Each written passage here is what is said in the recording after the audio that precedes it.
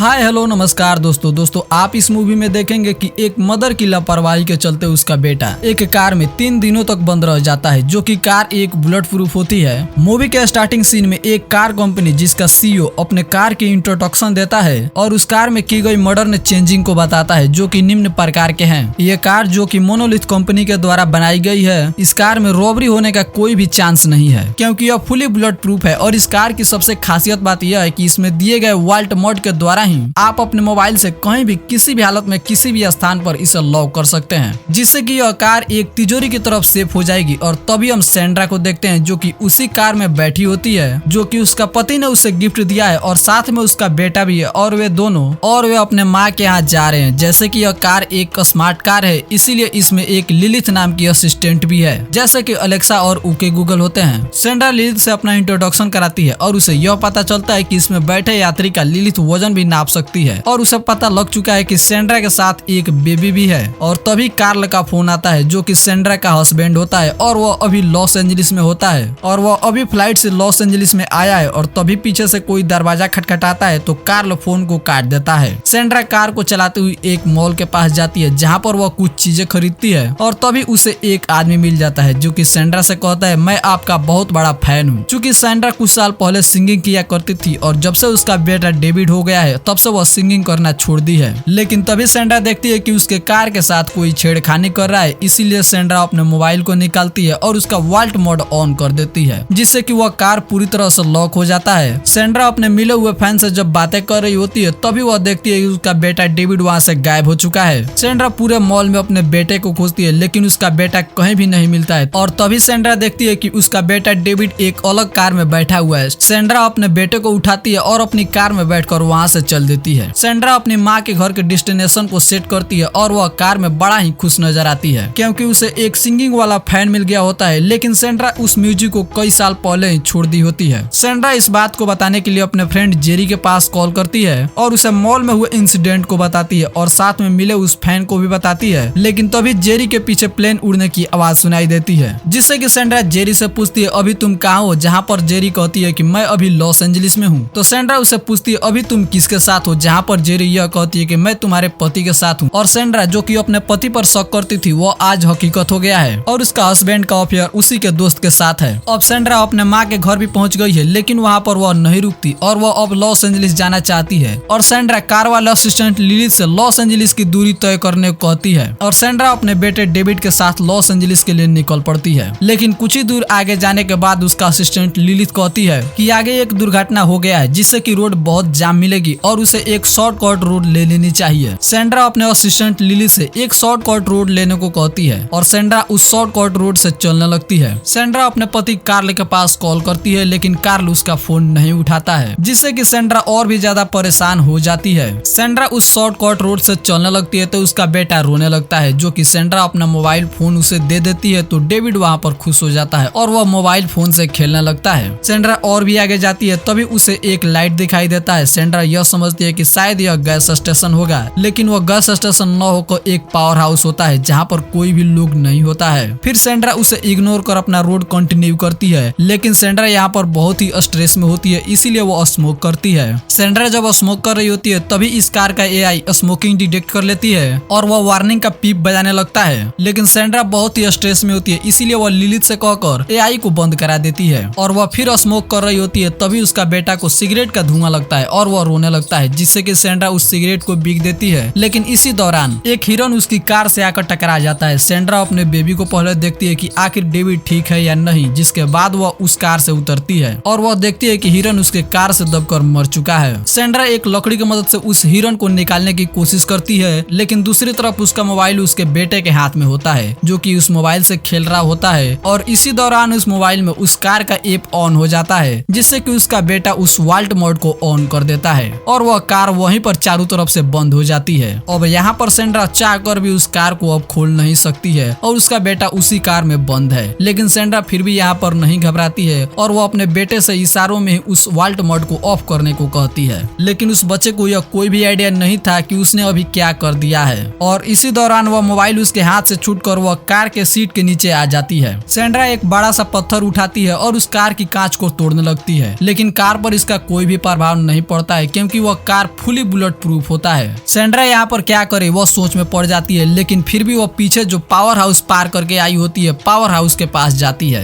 लेकिन उस power house में कोई भी नहीं होता है, जिससे कि सेंड्रा बहुत ही दुखी हो जाती है। जिसके बाद वह रखे वहाँ पर फोन को किसी से कनेक्ट करने की कोशिश करती है, लेकिन वह फोन कई दिनों से बंद होता है, इसीलिए वह किसी से कनेक्ट नहीं कर पाती है। लेकिन सेंड्रा यहाँ पर फिर भी हार नहीं मानती है और वहाँ पर रखे एक रिंच और एक टॉर्च को लेकर वह कार के पास चली जाती है। कार के ऊपरी हिस्से पर चढ़कर वह फिर से कांच को तोड़ने की कोशिश करती है, लेकिन उस कांच पर उसका कोई भी असर नहीं पड़ता है। जिसके बाद सेंड्रा वहीं पर थक हार कर बैठ जाती है, लेकिन तभी अचानक वहाँ पर एक जंगली कुत्ता आ जाता है जो कि बहुत ही खतरनाक होता है और सेंड्रा उसे भगाने के लिए उस गाड़ी के कांच पर फिर से बड़ी वाली रिंच से मारने लगती है, जिससे कि कुत्ता वहाँ पर डर जाता है और वहाँ से भाग जाता है। फिर रात होने पर सेंड्रा यह सोचती है कि उसका हस्बैंड उसे कॉल करेगा और जरूर उसे खोजने के लिए आएगा, लेकिन फिर वह सोचती है कि ऐसा कहीं भी नहीं हो सकता है, उसका पति उसे कॉल नहीं कर सकता है और ऐसा ही होता है, उसे कोई भी कॉल नहीं आता है और इस तरह सुबह हो जाता है। सुबह होने के बाद सेंड्रा मदद के लिए वहाँ से दूर जाती है और चलते चलते कुछ और आगे जाने के बाद उसे एक रिवर दिखाई पड़ता है जहाँ पर वह पानी पीती है, लेकिन वह पानी बहुत ही ज्यादा गंदा होता है और कुछ दूर आगे बढ़ने के बाद उसे एक प्लेन दिखाई देता है। सेंड्रा उस प्लेन के पास जाती है, लेकिन उस प्लेन के पास भी कोई नहीं होता है। दिखने में ही वह प्लेन कई दिनों से बंद पड़ा होता है। फिर भी वह उस प्लेन के अंदर जाती है और खाने के लिए कुछ चीजें ढूंढती है, लेकिन उसे वहाँ कोई खाने वाला चीज नहीं मिलता है और सिर्फ वहाँ पर कुछ पुरानी अल्कोहल मिलती है। सेंड्रा अल्कोहल पी लेती है और वहाँ पर रखे प्लेन के चक्के को आग लगा देती है, जिससे कि कोई धुआं देखे और मदद के लिए वहाँ पर आए और प्लेन में से एक पानी की बोतल को ले लेती है। दोपहर का समय हो गया है, पूरी तरह से धूप निकल चुका है, टेम्परेचर हाई हो चुका है। सेंड्रा उस रिवर के पास आती है और उस बोतल में पानी भरती है, जिसके बाद वह फिर अपने कार के पास आती है कि उसका बेटा अब हिल भी नहीं पा रहा है और उसका बेटा अब बेहोश हो चुका है, क्योंकि टेम्परेचर बहुत ज्यादा हाई है और कार को मेंटेनेंस रखने के लिए उसमें एक फैन चल रहा है। सेंड्रा उस लाई हुई पानी को कार के ऊपर डाल देती है, जिससे कि टेम्परेचर कुछ लो हो जाए। सेंड्रा कार के पास लकड़ियाँ इकट्ठा करती है और उसमें आग लगा देती है। सेंड्रा यह समझती है कि कार के पास आग लगाने से कार की एआई यह समझे कि उसके पास आग लगी है, शायद वो ऑन हो जाए। आग लगने के बाद कार की एआई तो ऑन होती है, लेकिन वो समझ जाती है कि आग कार की बहरी है और इसीलिए वो एआई फिर से ऑफ हो जाती है। जिसके बाद सेंड्रा उस आग को बुझा देती है, लेकिन दूसरी तरफ बढ़ते हुए तापमान में डेविड का हालत और भी ज्यादा खराब होने लगता है। जिसके बाद सेंड्रा बिना कुछ सोचे समझे उस रिंच से उस गाड़ी पर फिर से मारने लगती है, लेकिन कार पर इसका कोई भी असर नहीं पड़ता है और सेंड्रा थक हार कर वहीं पर लेट जाती है। लेकिन जब उसकी नींदें खुलती है तो वो फिर से डेविड को देखती है, लेकिन डेविड का हालत इस बार और भी ज्यादा खराब हो चुका है। सेंड्रा को अब यह लग चुका है कि डेविड अब मर चुका है, लेकिन डेविड जब अपना बॉडी हिलाता है तो सेंड्रा को कुछ उम्मीदें फिर से जाग पड़ती है। लेकिन दूसरी तरफ फिर से वह डॉग आ जाता है, जिसके बाद सेंड्रा उसे बचने के लिए कार के ऊपर चढ़ने की कोशिश करती है, लेकिन कार बहुत ज्यादा गर्म होने के कारण वह कार के नीचे ही छिप जाती है। वह डॉग आता है और कार के नीचे मरे हुए हिरन को वह खींचने लगता है, जिससे कि सेंड्रा यह समझ जाती है कि डॉग मरे हुए हिरन के लिए आया है और वह लकड़ी से हिरन को कार से बाहर निकाल देती है। हिरन कार के नीचे से निकलता है तो कार पीछे की ओर ढूंढने लगता है, जिससे कि सेंड्रा उठकर उस कार को रोकने लगती है, लेकिन बहुत मशक्कत के बाद वह कार को रोक पाती है। और सेंड्रा जब रेस्ट कर रही होती है तभी उसके दिमाग में कार को नीचे खाई में गिराने की आइडिया आती है। चूंकि कार बहुत स्मार्ट है और अंडर डेविड जो कि सीट बेल्ट से बांधा हुआ है और उसे कुछ नहीं होगा, यही सोचकर सेंड्रा उस कार को धकेलने लगती है और बहुत कोशिश करने के बाद वह कार को आखिर में खाई में गिरा देती है। कार को खाई में गिरते वक्त कार का एआई ऑन हो जाता है और उसमें बैठे यात्री को बचाने की कोशिश में वो लग जाता है और सेंड्रा जल्दी से उतरकर उस कार के पास जाती है और उसका दरवाजा खोलती है, जो कि आसानी से खुल जाता है। जिसके बाद सेंड्रा डेविड को उस कार से निकालती है और उसे छांव में ले जाकर सारे कपड़े खोल देती है, जिससे कि उसे बाहरी की हवा लगे। लेकिन सेंड्रा को लगता है कि कार अब खराब हो चुका है, लेकिन वह कार के अंदर बैठती है और उसे ऑन करती है और कार ऑन हो जाता है। कार को ऑन होते ही सेंड्रा तुरंत वहां से निकल जाती है। जिसके बाद हम डेविड के साथ सेंड्रा को भी हॉस्पिटल में देखते हैं, जहां पर वे दोनों बिल्कुल ठीक है। लेकिन इसके आगे सेंड्रा कार्ल से मिली या न मिली, इसी मिस्टीरियस के साथ यह मूवी समाप्त हो जाती है।